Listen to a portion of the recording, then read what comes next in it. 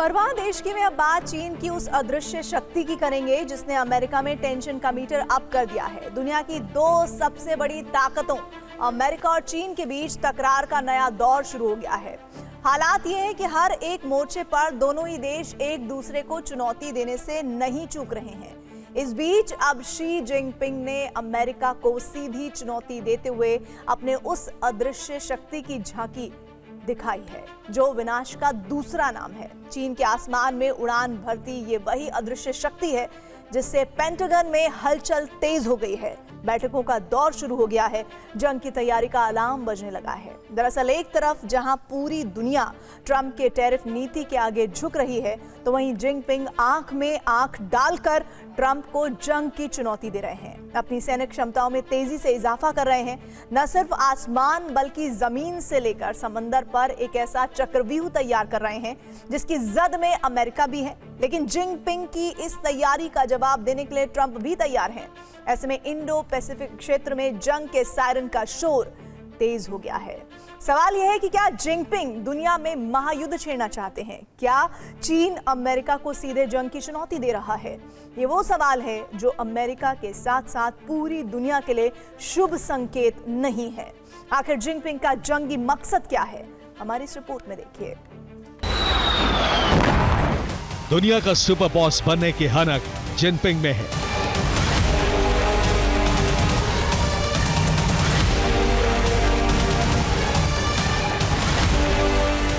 जो किसी भी कीमत पर चीन को अमेरिका से आगे ले जाना चाहते हैं।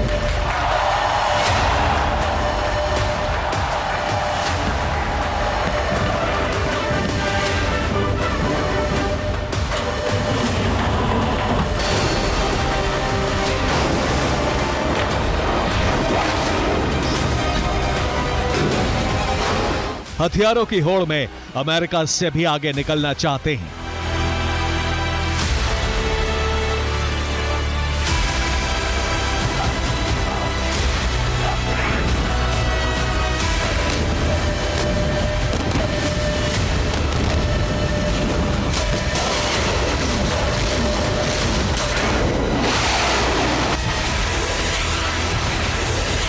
यही वजह है कि एक तरफ जहां ट्रंप दुनिया में अपनी नीतियों से उथल-पुथल मचाने में व्यस्त हैं, तो वहीं दूसरी तरफ जिनपिंग लगातार अपनी सैन्य क्षमताओं को बढ़ाने में लगे हैं।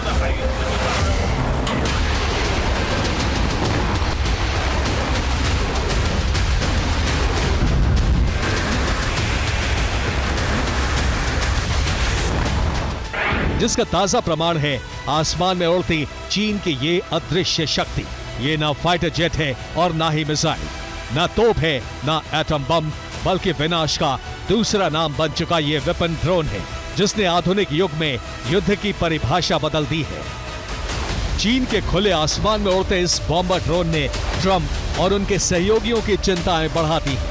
हालात ये हैं कि इसकी उड़ान भर से इंडो पैसिफिक क्षेत्र में अमेरिका ने हाई अलर्ट घोषित कर दिया है।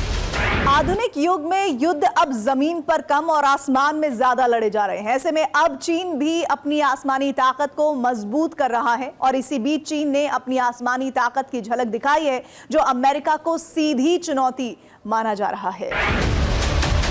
दरअसल चीन ने नए स्टेल्थ ड्रोन GJ-X ड्रोन का टेस्ट किया है जिसे अगली पीढ़ी का अनमैन्ड बॉम्बर ड्रोन माना जा रहा है, जिसका साइज और डिजाइन अमेरिकी B-21 रेडर बॉम्बर से काफी मिलता जुलता है। इसके पंखों की लंबाई लगभग 42 मीटर है जो कि अमेरिका के नए स्टेल्थ बम वर्षक B-21 बॉम्बर जितनी है। दरअसल दावा किया जा रहा है कि ये वही ड्रोन है जिसकी सैटेलाइट तस्वीर अगस्त 2025 में झिंझियांग प्रांत के मालन एयरबेस से आई थी, जहां रनवे पर एक बड़ा बॉम्बर खड़ा दिखा था। दिखा रहा है कि मेरे पास ऐसे हथियार है जो अगर जो अमेरिका ने कुछ भी किया तो मैं उसका बिल्कुल मुकाबला कर सकता हूं।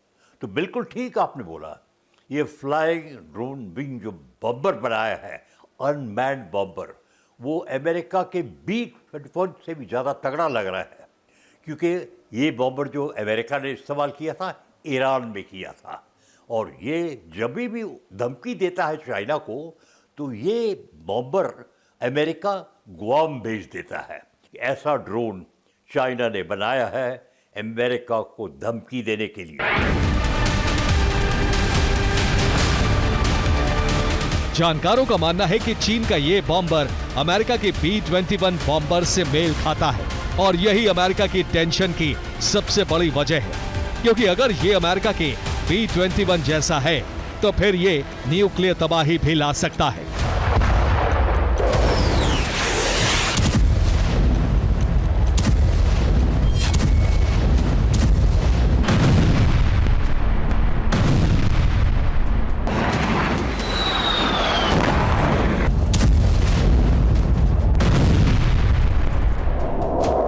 अमेरिका का B-21 रेडर बॉम्बर दुनिया का पहला 6ठी पीढ़ी का बॉम्बर है। इसे दुनिया का सबसे एडवांस्ड स्टेल्थ बॉम्बर माना जाता है। B-21 में एम्बेडेड सेंसर्स और एंटेना लगे हैं। ये किसी भी रडार को चकमा देने में माहिर है। ये न्यूक्लियर और कन्वेंशनल पेलोड दोनों ले जाने में सक्षम है। साथ ही लंबी दूरी से टारगेट को तबाह कर सकता है।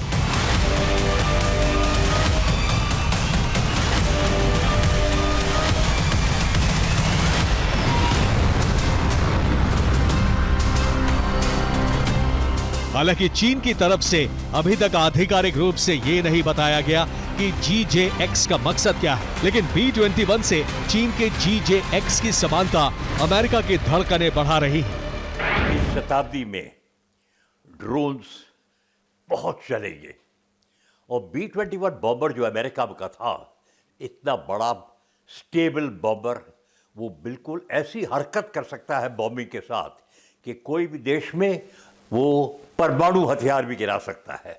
अब चीन का दावा है कि उन्होंने इतना ही बड़ा विंग स्पैन उन्होंने एक ड्रोन बना दिया है। अब कितना इफेक्टिव है, इंग्लिश में बोलूँगा, कितना दिलचस्प है, उसकी कैपेबिलिटी क्या है, ये तो आस्ते आस्ते पता चलती थी। कोई भी हथियार बनता है, समय लगता है पता करने का।